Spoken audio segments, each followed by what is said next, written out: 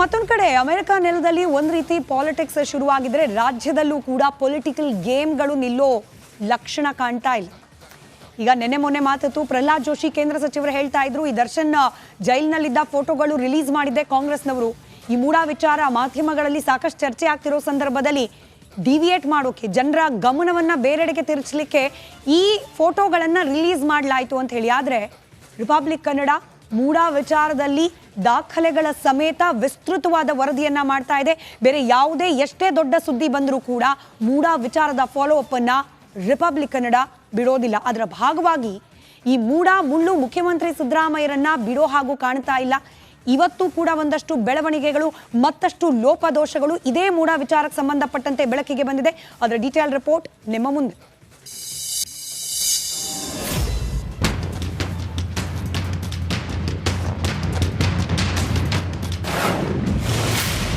ಮೂಡಾ ಬ್ರಹ್ಮಾಂಡ ಭ್ರಷ್ಟಾಚಾರಕ್ಕಿಲ್ಲ ಬ್ರೇಕ್.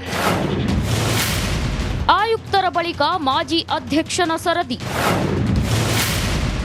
ಒಂದೇ ದಿನ ಬರೋಬ್ಬರಿ 848 ನಿವೇಶನ ಖಾತೆ.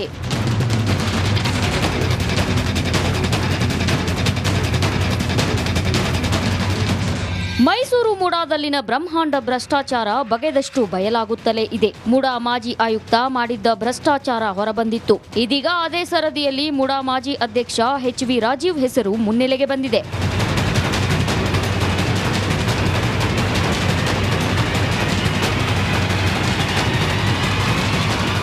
ಹೌದು, ಕಳೆದ ಬಿಜೆಪಿ ಸರ್ಕಾರದ ಅವಧಿಯಲ್ಲಿ ಮುಡಾ ಅಧ್ಯಕ್ಷರಾಗಿದ್ದ HV ರಾಜೀವ್ ಒಂದೇ ದಿನದಲ್ಲಿ ಬರೋಬ್ಬರಿ 848 ನಿವೇಶನಗಳ ಖಾತೆ ಮಾಡಿಸಿಕೊಂಡಿದ್ದಾರೆ. ಈ ಬಗ್ಗೆ 22/2/2022ರಂದೇ ಸರ್ಕಾರದ ನಗರಾಭಿವೃದ್ಧಿ ಪ್ರಾಧಿಕಾರದ ಕಾರ್ಯದರ್ಶಿಗೆ ಹಿಂದಿನ ಮುಡಾ ಆಯುಕ್ತ ನಟೇಶ್ ಬರೆದಿರೋ ಪತ್ರದಲ್ಲಿ ಉಲ್ಲೇಖವಾಗಿದೆ.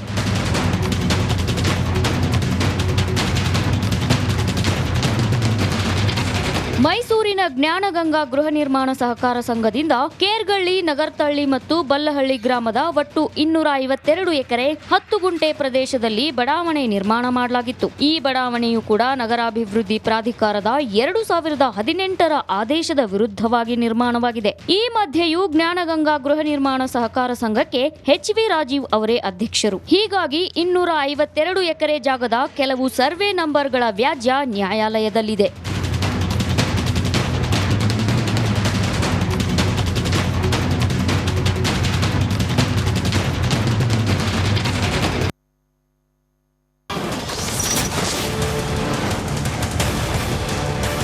ಶಿವಕುಮಾರ್ ಅವರು ಸರಿಸುಮಾರು 1 ವಾರಗಳ ಕಾಲ ಅಮೆರಿಕ ಪ್ರವಾಸ. ಈ ಪ್ರವಾಸದ ಸಂದರ್ಭದಲ್ಲಿ ರಾಹುಲ್ ಗಾಂಧಿ ಹಾಗೆ DK ಶಿವಕುಮಾರ್ ಅವರು ಕಮಲಾ ಹ್ಯಾರಿಸ್ ಅವರನ್ನ ಭೇಟಿಯಾಗ್ತಾರಾ? ಅಧ್ಯಕ್ಷೀಯ ಚುನಾವಣೆ ಕುರಿತಂತೆ ಏನಾದರೂ ಲೆಕ್ಕಾಚಾರಗಳು, ಮಾತುಕತೆಗಳು, ಚರ್ಚೆಗಳೇನಾದರೂ ನಡೆಯುತ್ತಾ ಅನ್ನೋ ಕುತೂಹಲ ಸದ್ಯಕ್ಕೆ ಮನೆ ಮಾಡಿದೆ. ಇಲ್ಲಿ ಗೃಹ ಸಚಿವರನ್ನ ಟಾರ್ಗೆಟ್ ಮಾಡಬೇಕು ಅಂತಲೋ ಅಥವಾ ಕಾಂಗ್ರೆಸ್ ಪಕ್ಷದ ಸರ್ಕಾರ ಇದೆ ಪದೇ ಪದೇ ಪ್ರಶ್ನೆ ಕೇಳಬೇಕು ಅಂತಲೋ ಉದ್ದೇಶ ಅಲ್ಲ. ಆದರೆ ಜವಾಬ್ದಾರಿಯುತ ಮಾಧ್ಯಮವಾಗಿ ರಾಜ್ಯದಲ್ಲಿ ಇರ್ತಕ್ಕಂಥ ಸ್ಥಿತಿಗತಿಗಳ ಬಗ್ಗೆ ಬೆಳಕು ಚೆಲ್ಲೋದು, ಜನರಿಗೆ ಅದನ್ನ ಗಮನಕ್ಕೆ ತರೋದು, ಹಾಗೆ ಆಡಳಿತಾರೂಢ ಪಕ್ಷವಾದ ಕಾಂಗ್ರೆಸ್ ಆಗಿರ್ಬೋದು, BJP ಆಗಿರ್ಬೋದು, ಯಾವ ಪಕ್ಷ ಆಡಳಿತವನ್ನ ನಡೆಸ್ತಾ ಇದೆ ಅದಕ್ಕೆ ಇರುವ ವಸ್ತುಸ್ಥಿತಿಯನ್ನ ಮತ್ತೆ ಮತ್ತೆ ನೆನಪು ಮಾಡೋದು ಮಾಧ್ಯಮಗಳ ಕರ್ತವ್ಯ. ಆ ಕರ್ತವ್ಯವನ್ನ ರಿಪಬ್ಲಿಕ್ ಕನ್ನಡ ಮಾಡ್ತಾ ಇದೆ. ಕೇವಲ ಗಾಳಿಲ್ ಗುಂಡು ಹೊಡೆಯೋದಲ್ಲ, ಅಂದ್ರೆ ಅಪರಾಧ ಪ್ರಕರಣಗಳು ಹೆಚ್ಚಾಗ್ತಿದೆ ಅಂತ ಹೇಳಿ ಸುಮ್ಮನೆ ಹೇಳಬೇಕು ಅಂತ ಹೇಳೋದಲ್ಲ. ಸ್ಟ್ಯಾಟಿಸ್ಟಿಕ್ಸ್ ವಿತ್ ಡೇಟಾ, ಅಂಕಿ ಸಂಖ್ಯೆಗಳ ಸಮೇತ ನಿಮ್ಮ ಮುಂದೆ ಇಡ್ತಾ ಇದ್ದೀವಿ. ಆ ಮೂಲಕ ಗೃಹ ಇಲಾಖೆಗೆ ನೇರವಾದ ಪ್ರಶ್ನೆ. ಪ್ರತಿ ಬಾರಿ ಪ್ರಶ್ನೆ ಮಾಡಿದಾಗ್ಲೂ ಕೂಡ ಕಾಂಗ್ರೆಸ್ಸಿಗರು ಹೇಳೋದು BJP ಅವಧಿಯಲ್ಲಿ ಏನು ಆಗೇ ಇರಲಿಲ್ವಾ, ಇನ್ಫ್ಯಾಕ್ಟ್ BJP ಅವಧಿಯಲ್ಲೇ ಹೆಚ್ಚಿತ್ತು ಅಪರಾಧ ಪ್ರಕರಣಗಳು ಅಂತ ಹೇಳಿ. ನಮಗೆ ಪೊಲೀಸ್ ಇಲಾಖೆಯ ಸೋರ್ಸ್ಗಳಿಂದಲೇ ಸಿಕ್ಕೋ ಮಾಹಿತಿ ಪ್ರಕಾರ BJP ಅವಧಿ ಅಂದರೆ BJP ಅವಧಿಯ ಕಡೆ ವರ್ಷ 2022-23ನೇ ವರ್ಷದಲ್ಲಿ ಆದ ಅಪರಾಧ ಪ್ರಕರಣಗಳ ಸಂಖ್ಯೆ, ಹಾಗೆ ಈಗ ಕಾಂಗ್ರೆಸ್ ನೇತೃತ್ವದ ಸರ್ಕಾರ ಬಂದ ನಂತರ 2023-24ನೇ ಆ ಅವಧಿಯಲ್ಲಿ ಆದ ಅಪರಾಧ ಪ್ರಕರಣಗಳನ್ನು ತುಲನೆ ಮಾಡಿ, ಕಂಪೇರ್ ಮಾಡಿ ಗಮನಿಸ್ತಾ ಹೋಗೋಣ. ಯಾವ್ಯಾವ ರೀತಿಯ ಅಪರಾಧ ಪ್ರಕರಣಗಳಲ್ಲಿ ಏರಿಕೆಯಾಗಿದೆಯಾ ಅಥವಾ ಇಳಿಕೆಯಾಗಿದೆಯಾ ಕಾಂಗ್ರೆಸ್ ಸರ್ಕಾರ ಬಂದ ನಂತರದಲ್ಲಿ ಅಂತ ಹೇಳಿ. ಮತ್ತೆ ಹೇಳ್ತೀನಿ, ಇದು ಕೇವಲ BJP ಸರ್ಕಾರದ ಅವಧಿಯ ಕಡೆ ವರ್ಷ 2023-23ನೇ ಸಾಲಿನ 22-23ನೇ ಸಾಲಿನ ಲೆಕ್ಕಾಚಾರ, ಹಾಗೆ ಕಾಂಗ್ರೆಸ್ ಸರ್ಕಾರ ಬಂದು ಒಂದು ವರ್ಷದ ಅವಧಿಯ ಲೆಕ್ಕಾಚಾರ ಗಮನಿಸ್ತಾ ಹೋಗೋಣ. ಕೊಲೆ ಪ್ರಕರಣದಿಂದ ಪ್ರಾರಂಭವಾಗಿ ಗಮನಿಸ್ತಾ ಇದ್ದೀರಿ, ಕೊಲೆ ಪ್ರಕರಣಗಳು ಬಿಜೆಪಿ ಅವಧಿಯ ಕಡೆ ಒಂದು ವರ್ಷದಲ್ಲಿ ದಾಖಲಾಗಿದ್ದು 173. ಕಾಂಗ್ರೆಸ್ ಸರ್ಕಾರ ಬಂದ ನಂತರದಲ್ಲಿ 207 ಕೊಲೆ ಪ್ರಕರಣಗಳು. ಅಲ್ಲಿಗೆ ಕೊಲೆ ಪ್ರಕರಣಗಳಲ್ಲಿ 31% ಏರಿಕೆಯಾಗಿದೆ. ಕಳೆದ ಒಂದು ವರ್ಷದ ಅವಧಿಯಲ್ಲಿ 31%, 31% ಹೆಚ್ಚಿಗೆ ಆಗಿದೆ. ಕಳ್ಳತನ ಪ್ರಕರಣಗಳು ಬಿಜೆಪಿ ಅವಧಿಯಲ್ಲಿ 477 ಕಳ್ಳತನ ಪ್ರಕರಣಗಳು ವರದಿಯಾಗಿತ್ತು ರಾಜ್ಯಾದ್ಯಂತ. ಇನ್ನು ಕಾಂಗ್ರೆಸ್ನ ಅವಧಿಯ ಮೊದಲ ಒಂದು ವರ್ಷದಲ್ಲಿ 673 ಕಳ್ಳತನ ಪ್ರಕರಣದಲ್ಲೂ ಕೂಡ 41% ಏರಿಕೆಯಾಗಿದೆ ಕೈ ಸರ್ಕಾರ ಬಂದ ನಂತರದಲ್ಲಿ.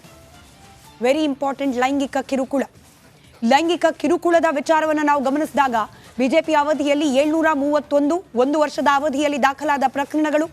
ಅದೇ ಕಾಂಗ್ರೆಸ್ ಸರ್ಕಾರ ಬಂದ ನಂತರದಲ್ಲಿ ಗಮನಿಸಿ 1163 ಲೈಂಗಿಕ ಕಿರುಕುಳದ ಪ್ರಕರಣಗಳು ಅಧಿಕೃತವಾಗಿ ದಾಖಲಾಗಿರೋದಿದು.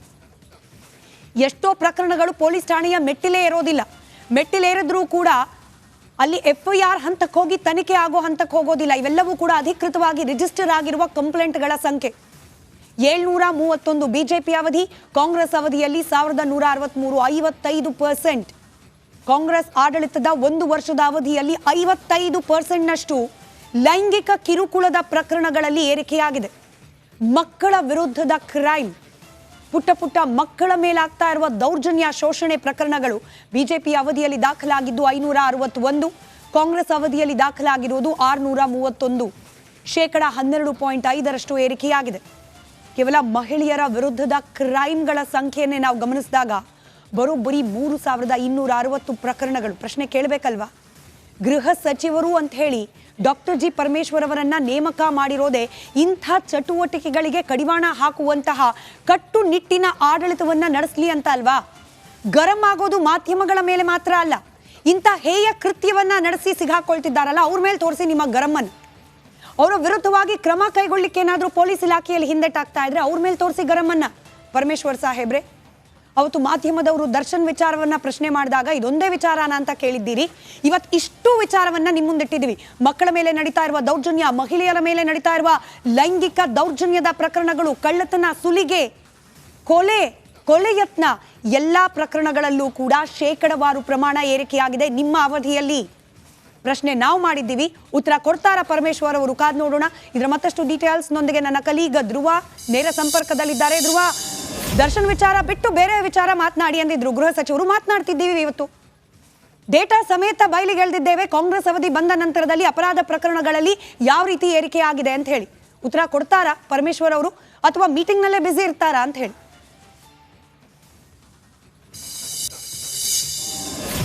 ಎಸ್ ಸ್ಮಿತಾ, ಮುಖ್ಯವಾಗಿ ಪರಮೇಶ್ವರ್ ಅವರನ್ನ ಮಾತಾಡಿಸುವಂತ ಸಂದರ್ಭದಲ್ಲಿ ಮಾಧ್ಯಮದ ಎದುರಿಗೆ ನಿಮಗೆ ದರ್ಶನ್ ಸುದ್ದಿ ಮಾತ್ರ ಕಾಣಿಸೋದ ಎನ್ನುವಂತ ಒಂದು ಗರಂ ಆಗಿ ಮಾತನಾಡಿದ್ರು.